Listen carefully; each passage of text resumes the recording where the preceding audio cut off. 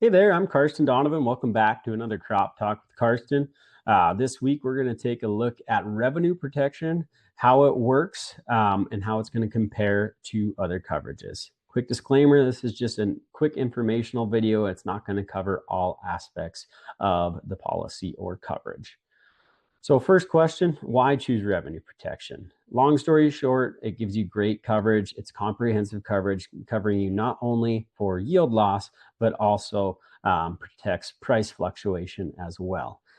One benefit for it is that it supports contract prices. So if we're talking more on the organic side of things, let's say you have organic winter wheat, you could apply that contract price that you have into your coverage as opposed to just using a projected price. So which will probably give you a higher guarantee. And then at the end of the day, it's just better coverage. It's going to better protect your operation from things that are out of your control. We all wish we could control the market, but we just can't, unfortunately. So if we take a look at the cost comparison for revenue protection versus yield protection, you can see all these different crops. Tried to give you an idea on an optional unit as well as an enterprise unit basis, the cost difference. Typically, revenue protection, if it's an optional unit, is going to be around maybe $2, maybe $3 more to have that coverage as opposed to yield protection. An enterprise side of things, it's maybe about $1.50 or so. And then also, just side note, supplemental coverages such as SCO, ECO are going to follow your underlying coverage. So they may be a little bit, added premium if you're in revenue protection for SEO and ECO. But that's a good thing because it's going to help better protect you, and it's going to factor price in as well, whereas yield protection is only going to pay if there is a county yield loss. So let's talk about how revenue protection coverage works. First, we got to set our revenue protection guarantee, and that is set by your approved yield, which is your APH, or if you don't have a history, you might, maybe your first year farming, you'd probably be using T yields. And then it'll be, take your approved yield, multiply that by your coverage level. So we're using 75% in this example, multiplied by your share. So using 100% in this example, and then it'll multiply that by projected price, which is $6. So multiplying all of that together gives us $180 per acre guarantee. And then at the end of the year, an indemnity may be due if the final calculated revenue after the harvest price is set, is less than the revenue guarantee, that guarantee that is set at the beginning of the growing season. So how and when is projected price and harvest price calculated? Projected price is going to be set for winter wheat, for example, is set. It is tracked between the middle of August to the middle of September. So that way you have that number by the fall sales closing date of September 30th. And then for spring crops, such as like spring wheat, that is tracked from the beginning of February to the end of February, so that you have that price by the March 15th sales closing date. So let's take a look at some scenarios and how it plays out after harvest. So let's talk about a scenario one here of a price decrease throughout the year, but the yield is normal. Let's say, so it's a good year, you cut a pretty good crop, but the price decreased. So 2024 winter wheat is a great example of this.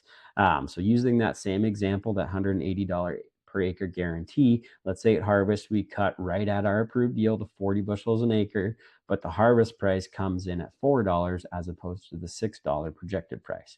So as we take a look at the calculation, 40 bushels was the production multiplied by the share, multiplied by the harvest price of $4 gives us $160 an acre, which is $20 less than our guarantee that was set earlier.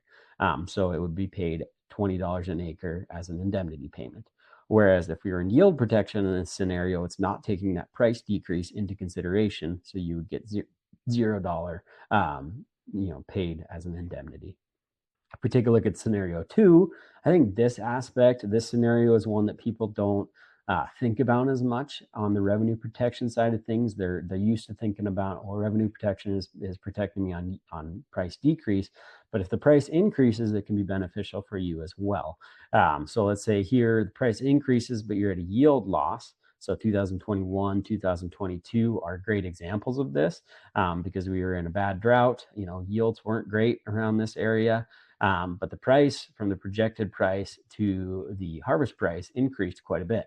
So if we're using that same example, but let's say at harvest, we cut a 20 bushel crop, but the price increases from $6 to $8 from the projected to the harvest.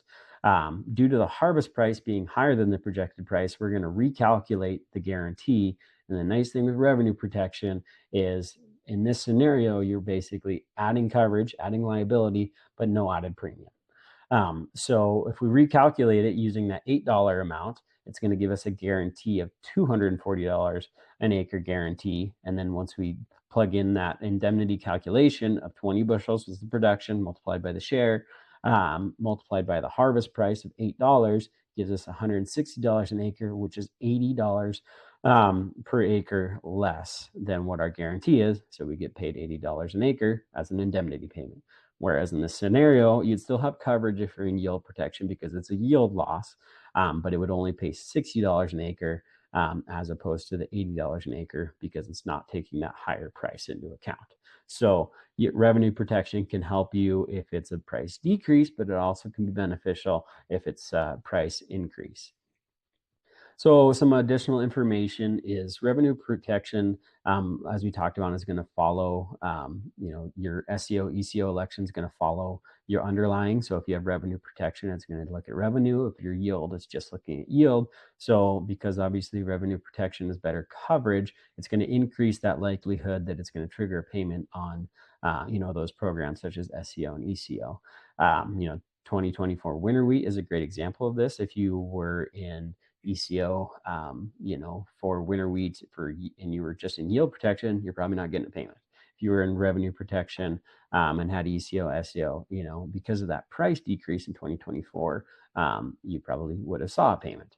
Whereas, and then also, as we kind of talked about, the price increase can be beneficial for you for if you're in revenue protection as well. For example, 21, 22 were years where SEO, ECO most likely paid in your area, but they probably would have paid more if you were in revenue protection as opposed to yield because it's using a higher price. So for example, in 2021, Hill County winter wheat, this is kind of using rough numbers. The amount it's going to pay is going to differ per policy, but just to give you an idea, if you were in revenue protection, it paid approximately $62 an acre for SEO and ECO combined, whereas it only paid $43 an acre for yield protection. So quite a bit more for being in revenue protection, whereas being in yield protection. So with all that, factored in, you might be asking yourself, when can I change my election from yield protection to revenue protection? If you haven't already, most people probably are in revenue protection these days, but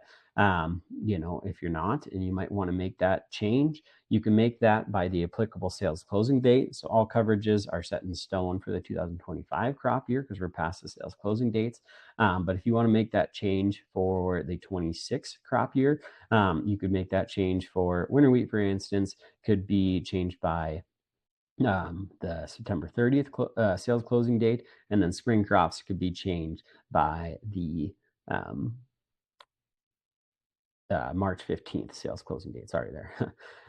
And so if you have any questions, please feel free to reach out. We're happy to help. If there's any topics that you want us to cover, also please let us know. We thank you for joining us, and we hope you have a great weekend.